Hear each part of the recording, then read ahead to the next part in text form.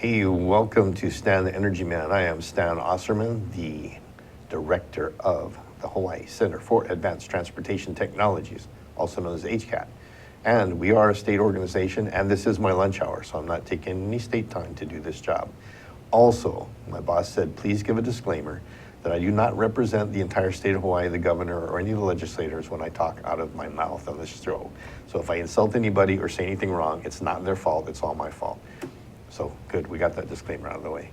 Anyway, today we're here to talk trash. We're here to talk trash with one of my favorite people. I've been working with him for a little over a year, closer to 2 years maybe. And what he does is takes trash and turns it into energy. And it's really amazing. So we're gonna look at all of his equipment and talk about what he does. But he takes trash and turns it into energy all over the world with Biomass Energy Systems Incorporated. We call them BESI for short. It's Alex Matthews, who is the Director of Engineering for the entire corporation, which is a huge conglomerate of high muckety-muck people, mostly Renee Comley from New Jersey, who tells him what to do and is relentless in her pursuit of making him miserable. But such is life. We all have bosses, right? That's right. And I'm in Hawaii. That's right. It could be worse. Could be worse. Well, Alex, welcome to our show, and thanks for being a guest with us. And it's really fun to talk about the stuff that you do. And I guess the best way to describe the equipment, and we'll show pictures of it and stuff, is that it's just massive and it's huge, and it looks like the space station. It looks like the International Space Station, except it's here on Earth.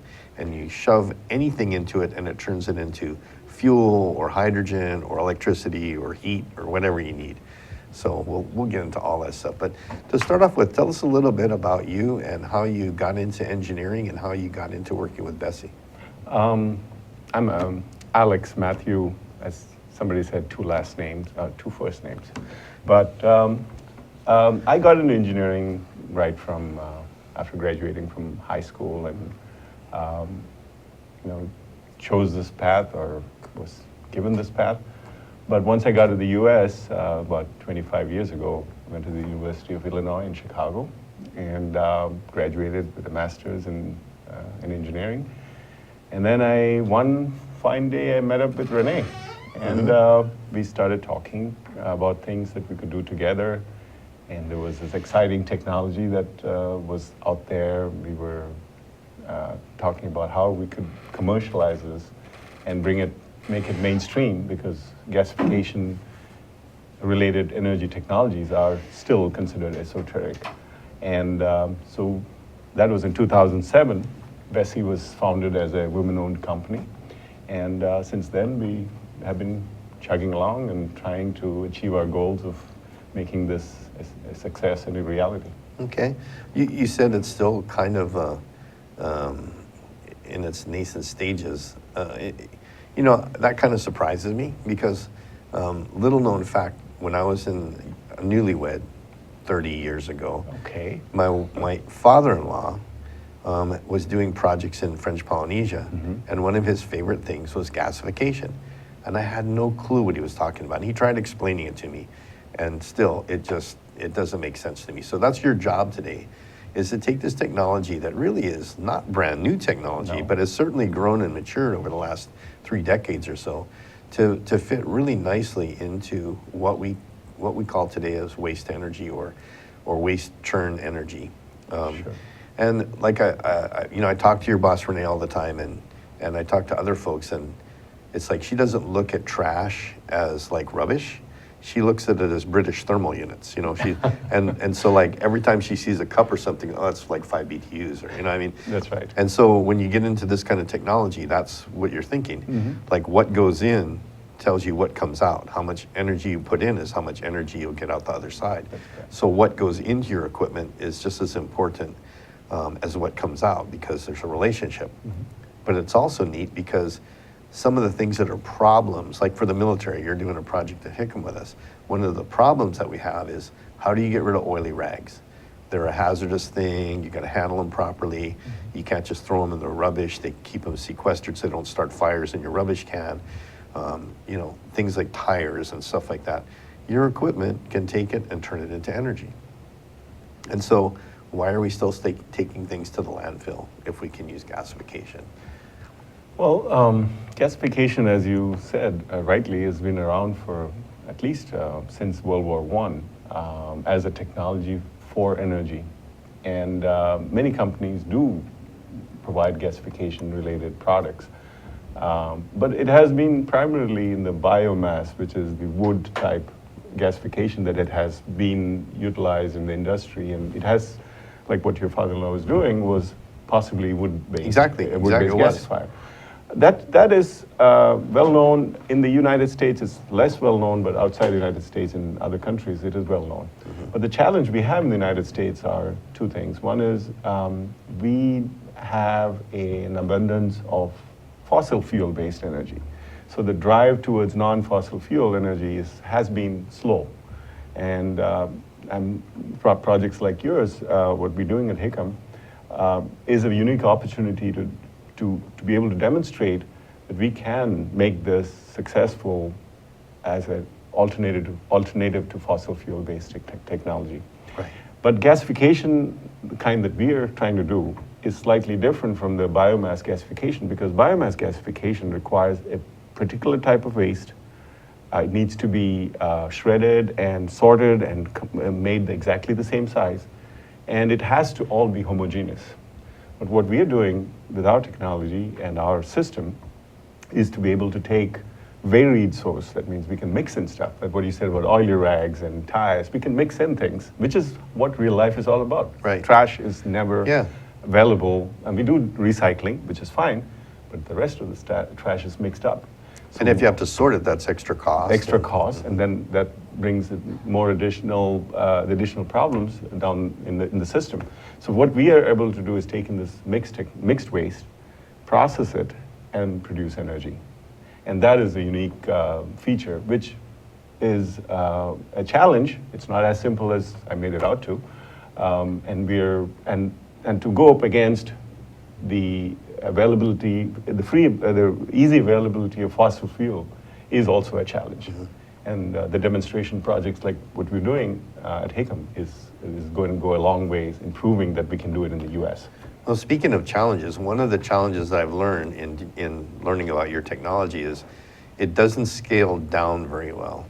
And you get to a certain threshold and you're putting more energy in than you're getting out. And so your system is 10 tons a day. Just to give the audience, all 6 of you that are watching out there, a perspective, H-Power in Honolulu is 3,000 tons a day. That's right, a lot of trash. 3,000 tons a day, and your machine does 10 tons a day. To scale it down that far, what are some of the challenges to go from a huge 3,000 ton size scale? Because your company does big scale stuff too. Yeah, we've done up to 100 ton per day Okay. systems. And what you said is about the challenges of downsizing without losing the energy, the return on the energy that we would get without taking it away to run the system is a very big challenge. So we have to, every component in our system has to be checked for energy efficiency, its performance, its ability to work nonstop or to stop working when it's not needed. So combining all these elements and trying to scale it down is a big challenge. And I think 10 ton per day, we have built systems that are 2 tons per day, but it doesn't give you enough of a return on an investment in the immediate future. But long term, we are hoping that we can continue to bring these smaller, dispersed energy sources so that you can put them in different places like a university or a industrial park or a base or other places where you don't have to lug the trash 50 miles away and then burn it or dispose of it. So the advantage of this dispersed technology, this kind of small scale technology, is that you can bring the technology or the source of the conversion technology to the waste rather than taking the trash to a centralized facility. And that is a challenge, and it is something that we have done with our rotary kiln-based technology, which allows us to use smaller quantities and run the system at smaller capacities when needed, and then ramp it up to a higher capacity. So even the 10 ton per day system, we could run it theoretically at 2 to 3 tons per day. Okay, so a system like this, one of the things that you say you want to be able to put it like close to a campus or close to where the waste is being generated. That's right. So what kind of gaseous releases come out that go into the air that would allow you to actually put this right next to a school or a small community? Because you don't want to push the electricity. If you're making electricity, you don't want to be pushing it miles and miles down a wire. And if you're making steam or heat, you don't want to be pushing it miles and miles down a pipe. So you want it close, but what comes out of your equipment that shouldn't be, I mean, that might keep it from being close to a... You're right. There are considerations like noise and other effluents. But what we're doing with gasification is a reason why we're able to bring it closer to the source, because gasification does not produce any kind of toxic materials on its own. Now, there are byproducts like ash and other things that come out of it, which will have to be disposed of. But it's about 2 to 3%. So in a 10-ton per day system, you're seeing less than a ton of ash, which is a huge savings in terms of transportation. Landfills and other things. But in terms of other effluents, we meet all necessary environmental standards. That is our goal. Our goal is not to say, we need an exception to anything like that. Our system will meet local and industrial environmental standards where necessary. Okay, so you're doing gasification, and H-Power is incineration. That's right. So H-Power is not necessarily clean. Yeah, I mean, it is clean because of the, I'm not completely familiar with the technology, but it is clean, I think, it meets standards, I believe, because of the money that is invested into doing the scrubbing afterwards. In the scrubbing, after scrubbing up again. So that's part of what eats up your energy is That's correct. The cleanup afterwards. That's correct. Okay, to make sure that they don't release anything. That's correct. Okay. That's correct. So but the gasifier itself, the technology actually limits, or greatly reduces any kind of off-gassing or any kind of contaminants that would be released. That's correct. So you don't need as much cleanup. That's correct. And the gas that is released through gasification is fed to an engine. It's not burnt in an open air. It's sent to an engine. And the engine is also rated. It has its own emission controls that keeps the emissions and effluents down to within any kind of standards that are applicable to that area. Okay. And because we are a global company, we have offices in Asia, we have representation in Latin America. As an American company taking these technologies to the rest of the world, the opportunities are huge. And that is another aspect of our company that we see that if we can be successful, it would be one of the few instances where a gasification-based company is also successful in developing countries and in other parts of the world. Okay. And it would be an export of our technology to the rest of the world. Great. Well, we're going to take a quick break here and pay for our programming with some great advertising. I just know it. Jay's going to line up advertising here shortly. And we'll come back and talk about some of those great places that Bessie goes and does their work. See you in a few. Hi, I'm Jay Fidel. I'm host of Hawaii, the State of Clean Energy, which is our flagship show, which plays 4 to 5 p.m. every Wednesday. And the supporters of that show are Hawaii Energy Policy Forum and Hawaii Energy. And luckily enough, we have representatives of both of them right here today to tell you more about what they think about the show. Sharon Moriwaki at my left is co-chair of Hawaii Energy Policy Forum, and she goes first. Sharon? Thank you. Thank you, Jay. I'm so glad that we have this Hawaii, the State of Clean Energy. This was 2 years ago when we started this, and we have continued it because it's so important, and there's so many developments happening across the state. And we hope you'll tune in every Wednesday, 4 to 5. It's wonderful. And Ray is Hawaii Energy. Ray, what is your thought about the same subject? Well, I agree completely with Sharon that we are talking about every Wednesday, 4 to 5. We talk about some of the most important subjects that are affecting the islands now and into the future. Energy, clean energy, we need it. We often run into new ideas that we had not thought about before. We did just today, and I think we're going to have more of that in the future. So come on down and watch us 4 to 5 on Wednesdays, and we'll see what happens. We'll see you then. Aloha. Aloha. Should be interesting. Hey, welcome back to my lunch hour. Stan, Energy Man here with Alex Matthews from BESI, the international company that talks trash, turns trash into energy for everybody, and clean energy as it is. So when we work out at Hickam, the things that we're doing at Hickam in our next phase of work is all renewable energy, wind, solar, and waste to energy. And so we'll be talking about what we're doing at Hickam in a few minutes. But I wanted to go back and visit just a little bit about what BESI does around the world. Can you talk a little bit about some of your projects you got some in South America and some over in India? Mm-hmm. Tell us a little bit about the kind of challenges you have and what your equipment does over there. Sure. Our projects in Asia, in South America, we started off in South Korea and now in India, and we are doing some projects in South America. All of them are very unique in the sense that they target very local problems of waste disposal and energy shortage or high cost of energy.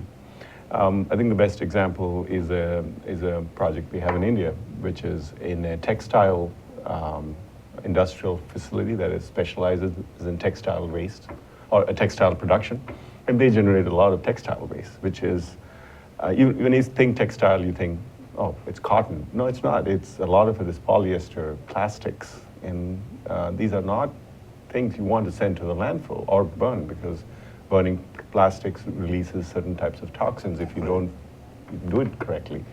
So we have partnered with quite a progressive company that is in the textile business, and they are utilizing the textile waste in our system, producing steam, and then the steam is being used to clean up their effluents. So it's a very unique application of a technology where you are seeing a waste being used to generate energy, and in turn cleaning up another waste stream. And they're saving a lot of money because they would have to use natural gas or diesel to do that cleanup, and they're able to replace it with a waste generated or energy generated from waste. And if I remember right, Renee told me that when you guys went into that agreement with them, that the government actually said that they couldn't do any more expansion in that area. That's right. Until they could manage their cleanup. That's right. And so you basically gave them a way to grow their company a little bit more by helping them manage their cleanup. That's correct. And the footprint of this plant is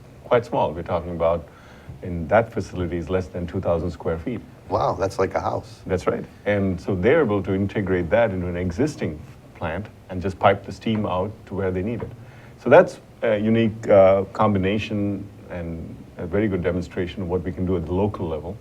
And then in South America, we are looking at projects which are municipal solid-based project. We're looking at Costa Rica, for example, where there's a fairly serious project that is underway.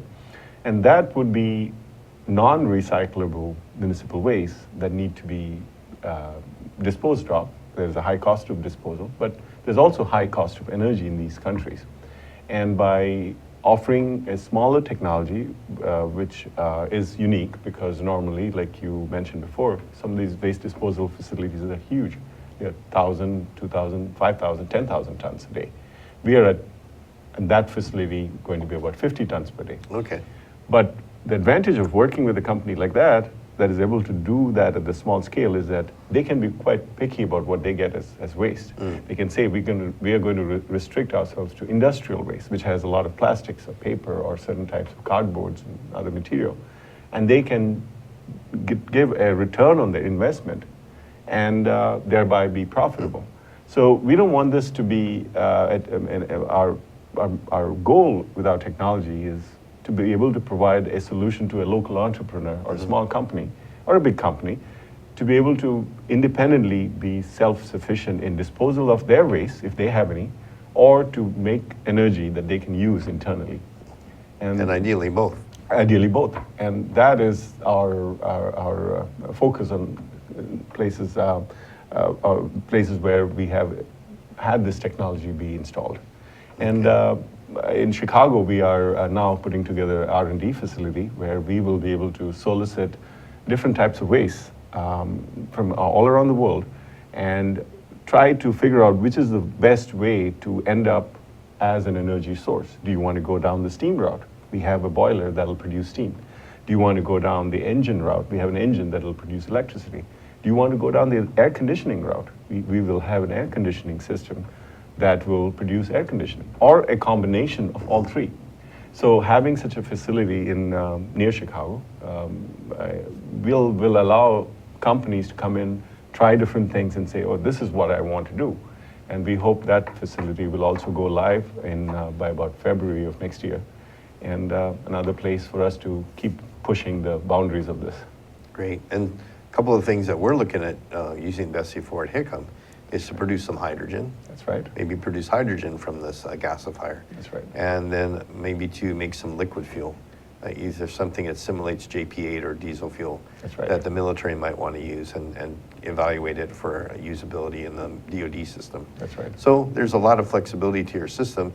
It basically depends on what you want in the end state. Do you That's want right. steam? Do you want electricity? Do you want air conditioning? Or do you hydrogen. want hydrogen? Do you want Fuel. a liquid fuel like a diesel fuel? Sure. Because it all comes out of the gas, That's the right. syngas and the That's gasifier. That's right. So we're going to get into the technology here. If we can throw the first picture up, we'll start looking at some of the equipment. The first image that we have coming up is actually a schematic of, it's not exactly what we have at Hickam, but it's a good representation of what your equipment looks like. So why don't you just kind of walk us through the picture and talk about what the different components are? Well, as we talked about before, Stan, one of the challenges of this having a technology of this type is to make sure that we're not negative on our energy utilization to run the system. But to prove that point, we have integrated the feed system.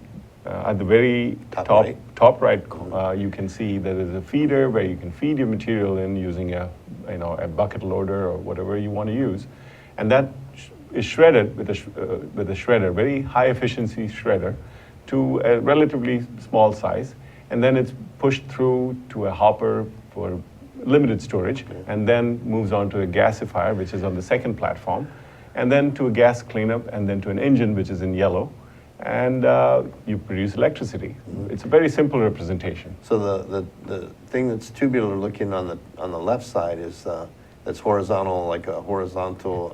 It's a kiln. Yeah, it's a rotary kiln. Rotary kiln. That's what it is. So the waste goes from the far right top. That's right. Gets shredded, goes on some corkscrews or conveyors to the green box in the middle. That's right. Gets fed into the gasifier. And what happens, what's actually going on in the gasifier? Yeah, so the reactor, which is our core technology, produces or converts waste of suitable quality, or you can say that has enough BTU, like you mentioned earlier, to a gas that is a combination of nitrogen, carbon monoxide, and hydrogen. And this combination is what comes out of there through this gasification reaction. The kiln itself is not under pressure. It's in atmospheric conditions.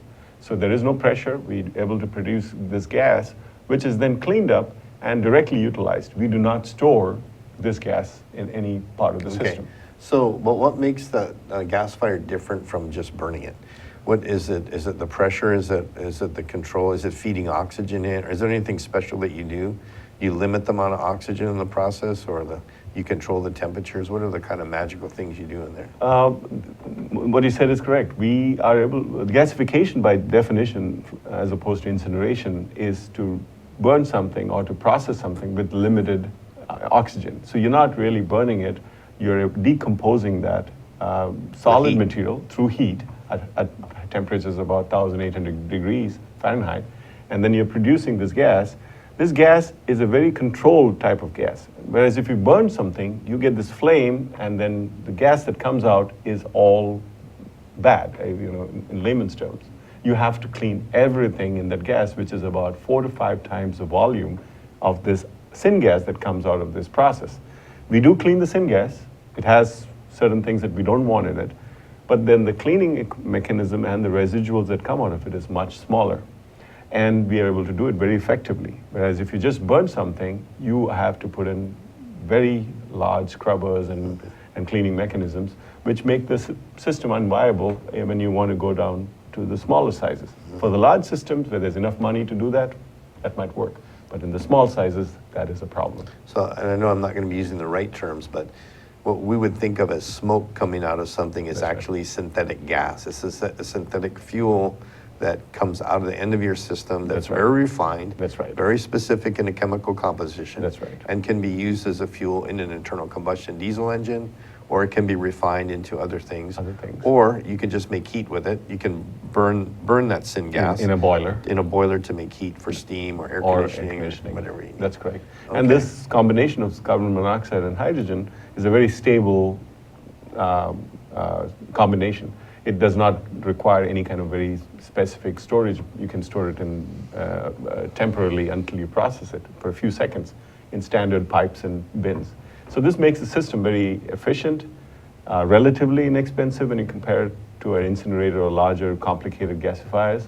It also makes it very suitable for deployment in countries in the developing world. Okay. I think the next photo we have is actually a portrait of our containers out there. This is what the system looked like being delivered to Hawaii. And you notice in the schematic that we had before, it looked like it all fit on 4 regular 40-foot trailers. But our system is quite a bit bigger than the drawing that we showed in the first.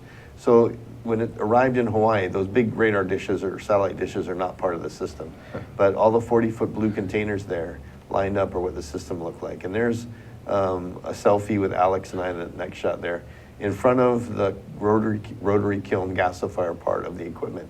And so this is how it all looked like as it showed up on site. In the next photo, we show the equipment being assembled, and that picture was just taken last week, early last week, I think, That's or early right. this week, as things were being assembled. So for scale, you can see how big that equipment is, but there's a gentleman standing right under the boom of that blue lift truck.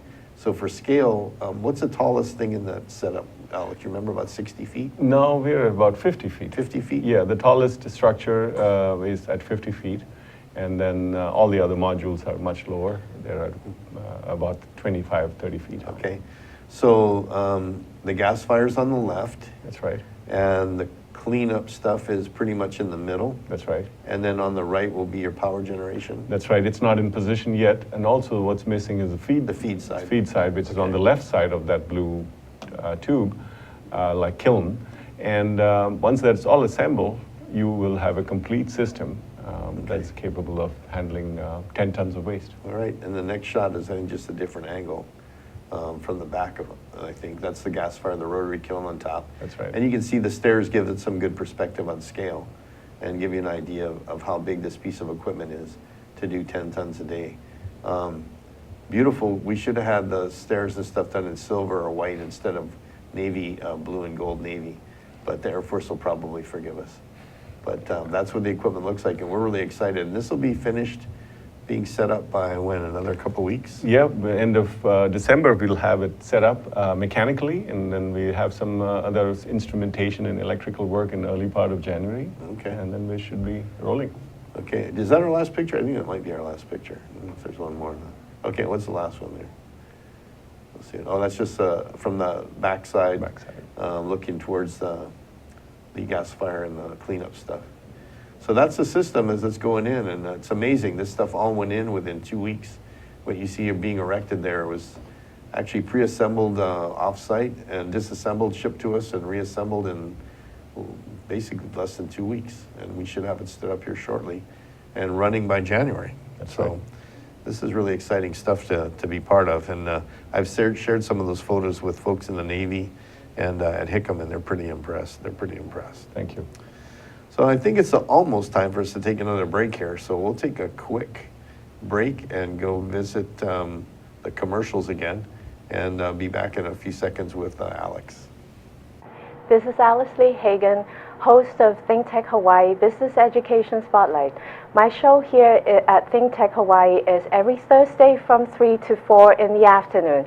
I bring in interesting guests from Hawaii, the mainland, and hopefully international guests in the future.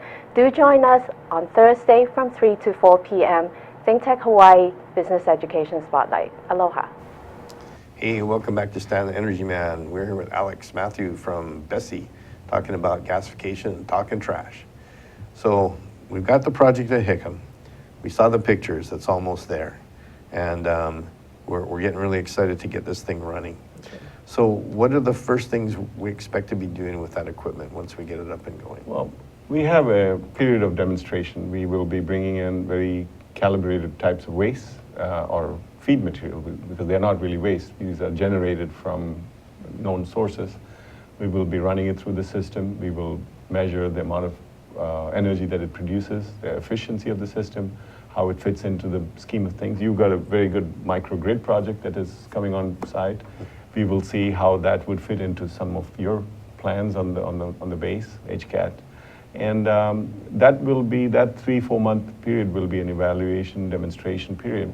And after that, we hope to be a place where the military can dispose of their waste and also produce energy and get you to your dream of being off the grid with that. Yeah, in fact, the Navy's actually been bugging us when they heard we were doing this at Hickam, because folks that are familiar with the rhinoceros beetle problem that we have here in Hawaii, apparently around the airport and Hickam area proper, there's kind of an infestation of those rhinoceros beetles there, and they want to get rid of them.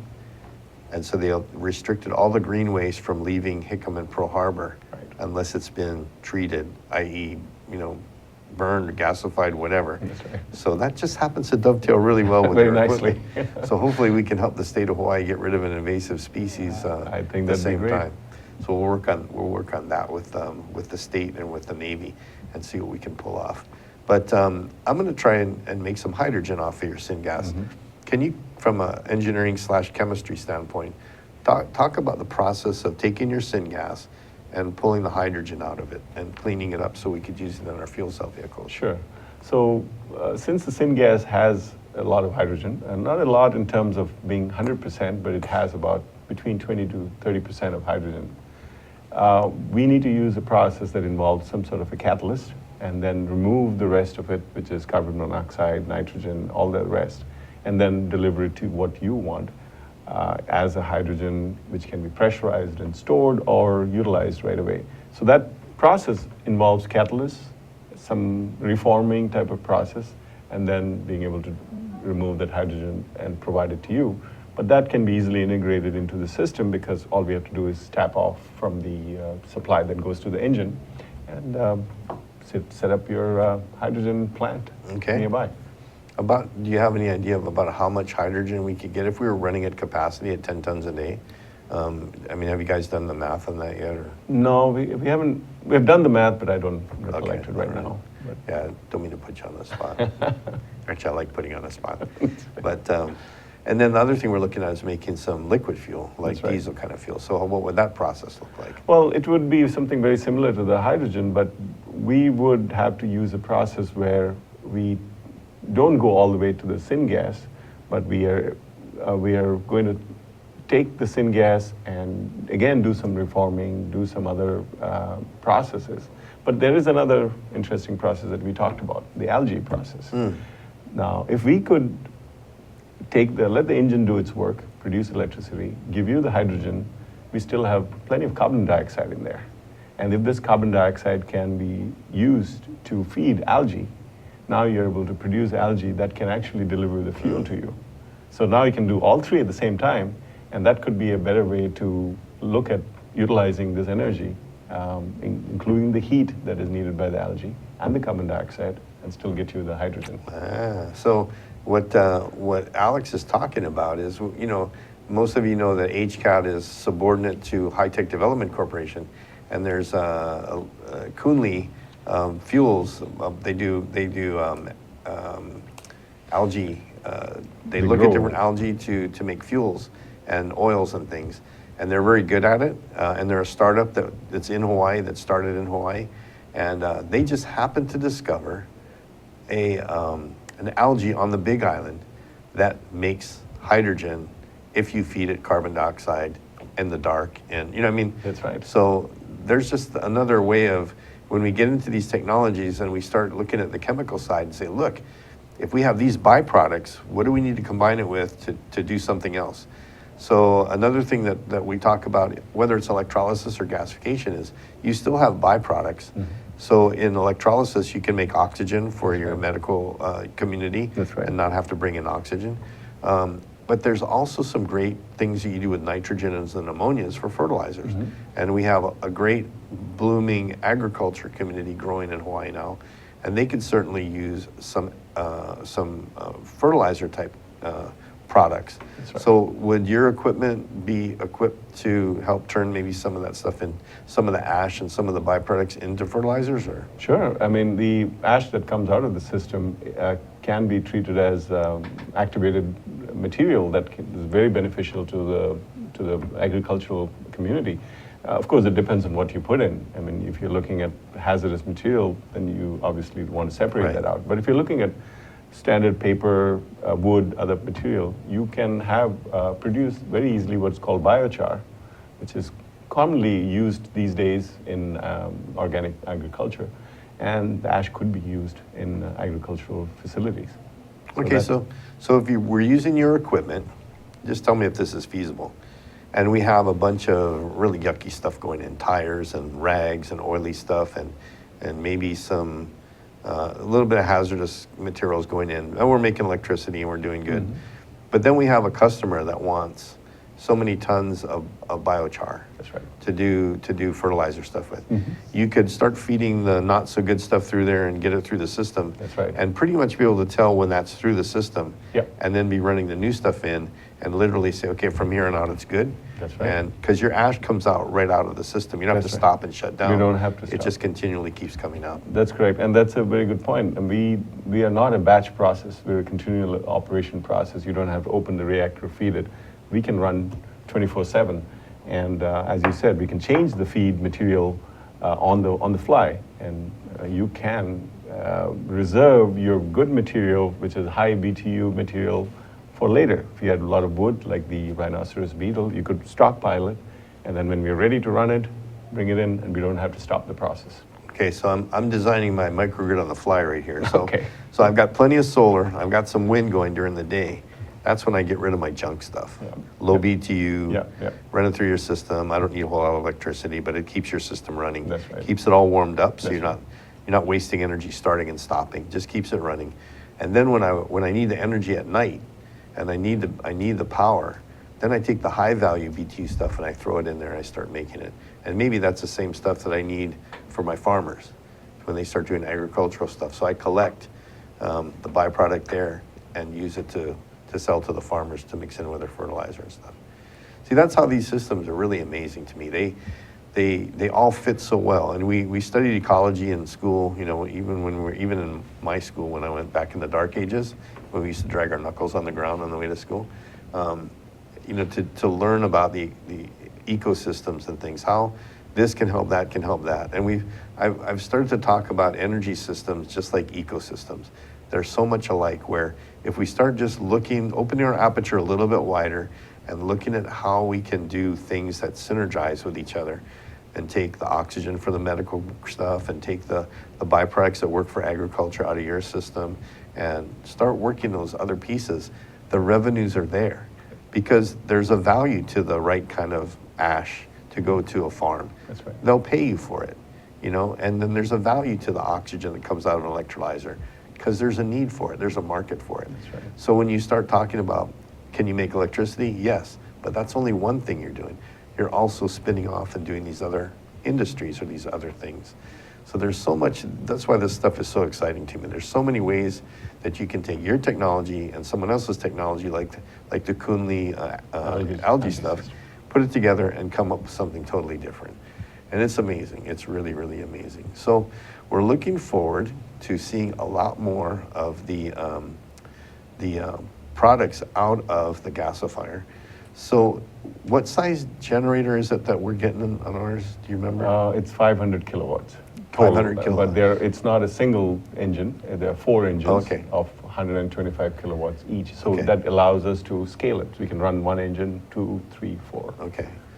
So we have up full capacity, if we're full up and running with enough BTU stuff going in to do 500 kilowatts of power. Well, we need some power to run the system. Okay. So we'll be at 400 400. kilowatts. Okay. All right. I'm just doing this in my head to see how much I can give John Bontoff for his microgrid pieces. Okay, because we're looking at probably 1 to 1.5 megawatt microgrids. So your system by itself can carry almost a third, about a quarter of the load just by itself. And it's a good base load. That's right. It's steady. It Yep. just keeps going at the same thing, so That's there's right. no fluctuations when the clouds come over. and That's stuff. right. Outstanding. This is really cool stuff. Well, you know what? Wait, oh, there's something coming in. Oh, it's a message from Bessie in New Jersey. Oh, it turns out it's your birthday. Amazing. You know, it's when you turn 50 in Hawaii, it's special because we're the 50th state. Oh. So the governor is going to let you ride on the bus for only $275. The mayor's going to let you do that, and we have all kind of other great benefits for you. That's great. But I have something for you that I know you're going to really like it. So we got this for Alex for his birthday. It's a signed picture of me, Stan Energy Man, to give you for your 50th birthday here in Hawaii. Thank you. Thank you, And Stan. We'll have to have your picture with Renee back in New Jersey on that. Oh, yeah. And enjoy the rest of your 50th birthday here in the lovely Aloha State, and do 50 and 50. 1550, I'll remember that. Okay. Alex, thanks for being here with us today on our show, and we're going to have you back when your equipment's up and running, and show pictures of all the good stuff that it's doing. We'll do that. So thanks for being with us today on Stan Energy Man. Hope you have a great Aloha Friday and get all your shopping done now. Great, Cyber, do it quick. Get it over with. Don't hesitate. You got to get it mailed. If you're in Hawaii, you got to start mailing already. So get it all done, and we'll see you next Friday on Stan Energy Man. Aloha.